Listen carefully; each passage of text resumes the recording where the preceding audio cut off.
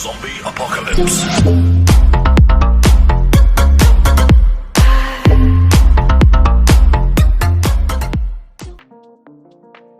Hello everyone and welcome back to my channel. In today's video I'm going to be showcasing the new quality of my camera, so I hope you lot can enjoy.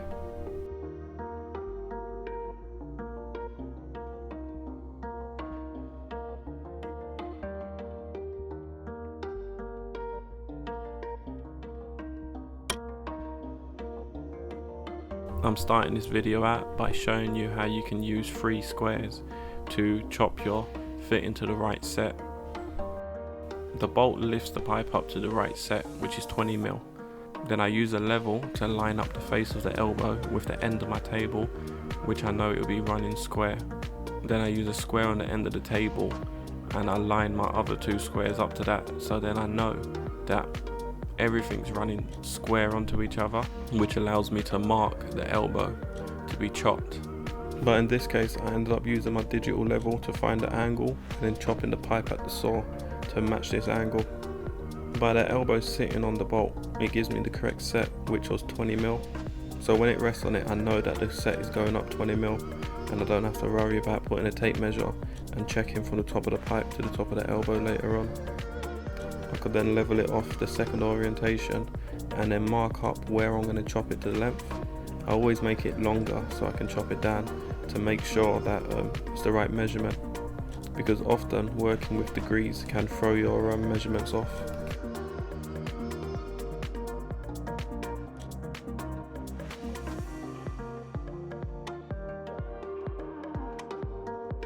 Now it's back from the saw, I put it back on the 20mm bolt spacers and then I'm putting on the flange on the other side.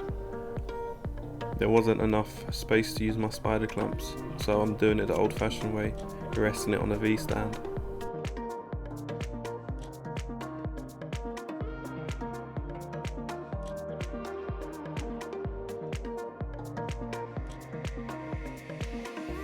Then I take it over to the vise, make sure the flange is level to the pipe. Then I use my tape and level to make sure it's the right measurement, and then I can move on.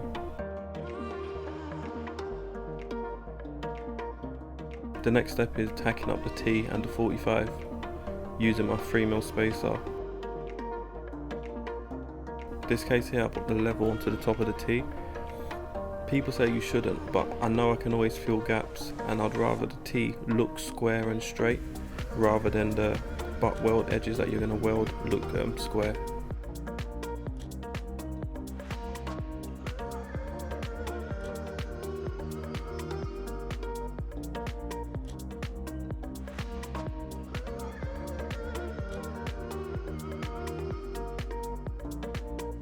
I don't really like using my vise, so I've tacked the T to the table and it's basically working just as a vise.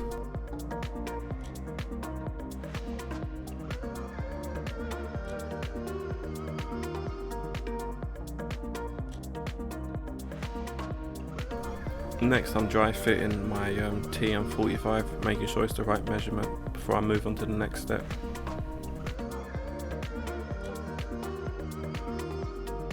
And you see I'm using a grinder to open up the gap.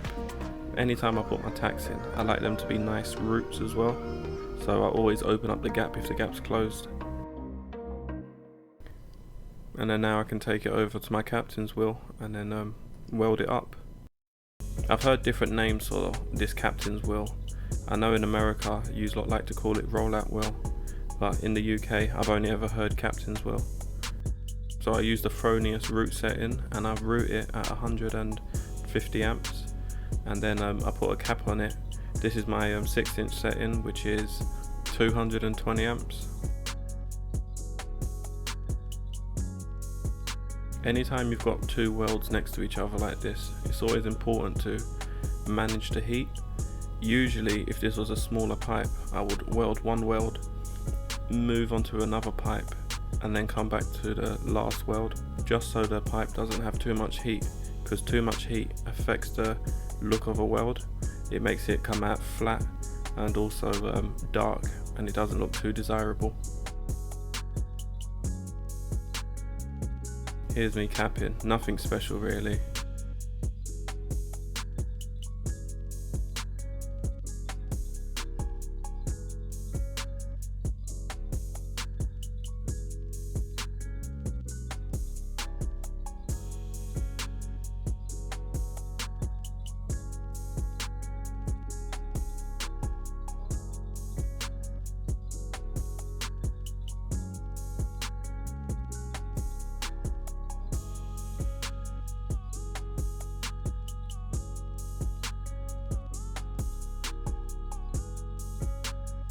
You can see the weld on the right is a little bit darker than the weld on the left, purely because it's putting twice as much heat into the metal.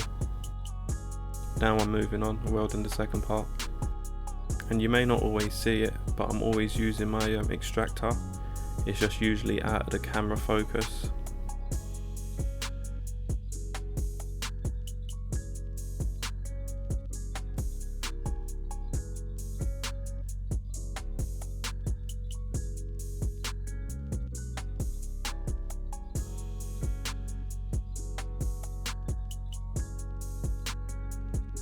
When I'm capping, I'm aiming the gun so I'm not shooting the molten pool off the back of the pipe or digging into it too much, and I'm at a position that allows the molten pool to solidify at 12 o'clock.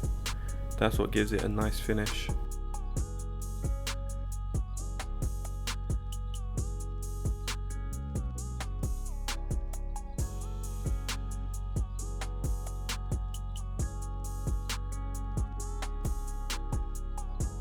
A little hack for you guys, a piece of angle helps to align the pipes.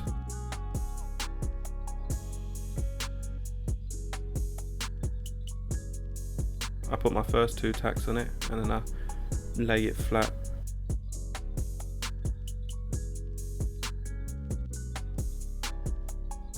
And I've got the 45 in the right position in the air with the right measurement, and then I can put this final weld neck on. It's always important to make sure that you dry fit the fittings first before putting on weld necks, because often the measurements are out so slightly, and in this place there's a 3mm tolerance, so you haven't really got much to play with. You have to make sure everything's pretty bang on.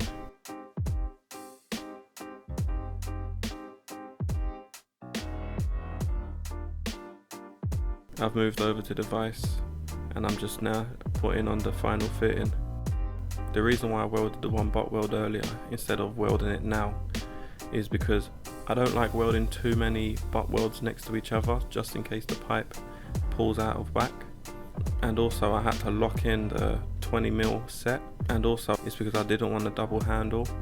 By that I mean welding the 2 butt welds next to each other on the flange and then skipping the butt weld only to weld it later on.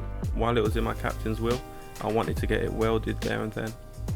And it also helps to not have too many welds to be done at the end. On this standard weight 6-inch, it doesn't really pull, but you can never be too sure.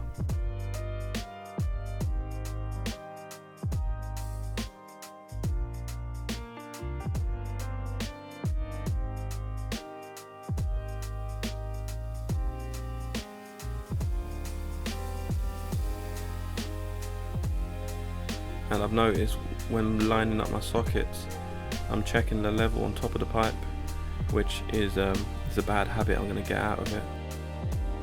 So I was going to weld the flange first and then attach it to the rest of the pipe, but I wanted to double check, make sure the measurements are all okay. The last thing you want to do is weld it too small. I double checked the measurement and I had to have a big gap in order for it to fit nicely.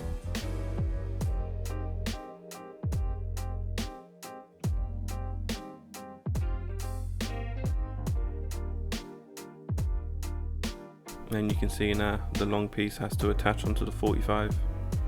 But first I need to weld all these butt welds up. I've sped it up faster for you lot.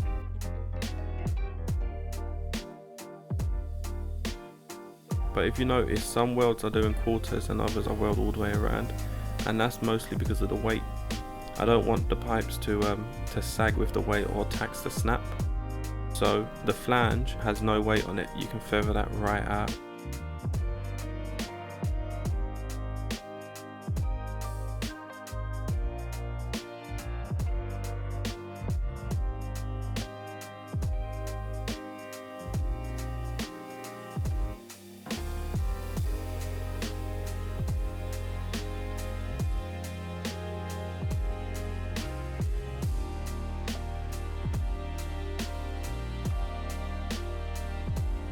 When I'm capping my sockets, I do it at anywhere from 180 to 200 amps, and I try to go around all in one go. I put a root run in it and then a cap, and that's good enough for what we're doing. I try to go around it staying parallel to the center of the socket.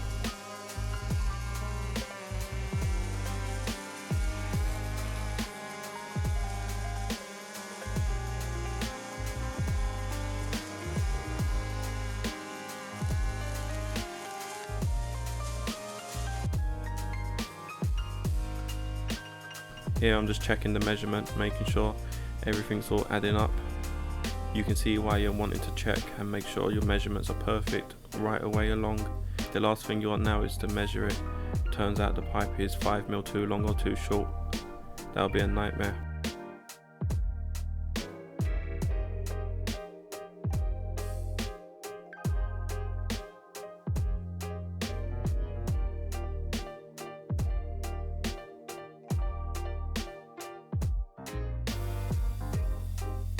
Then finally a positional here.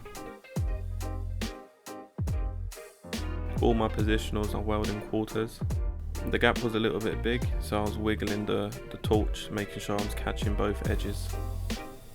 Usually when the gaps are perfect size, you can just rest it and hit right in the middle, and then you know your route's going in.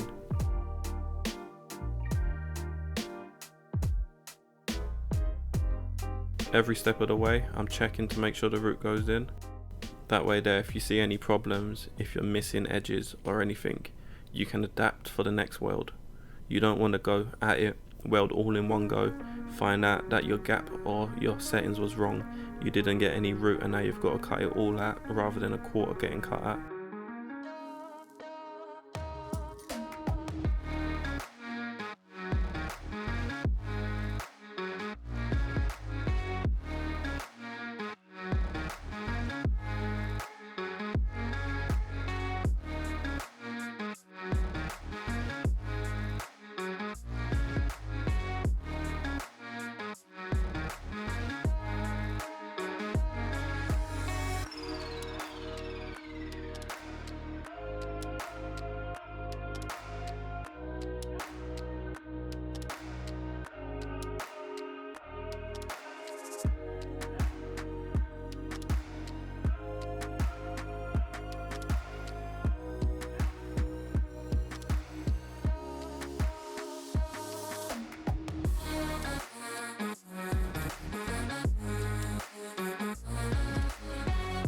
The route went in there nicely.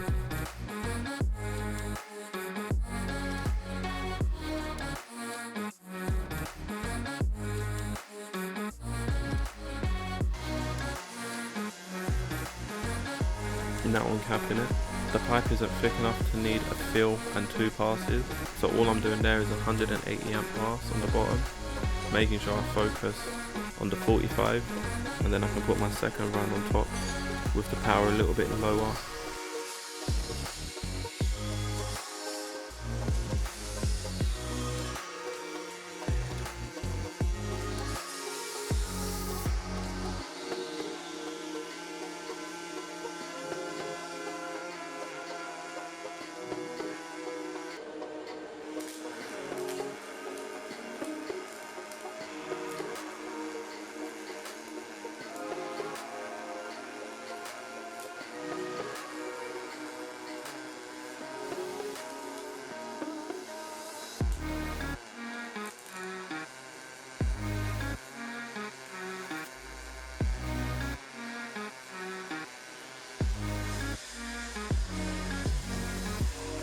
This was a nice quick little job.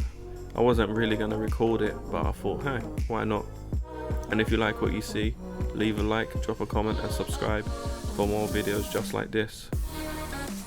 Thanks for watching.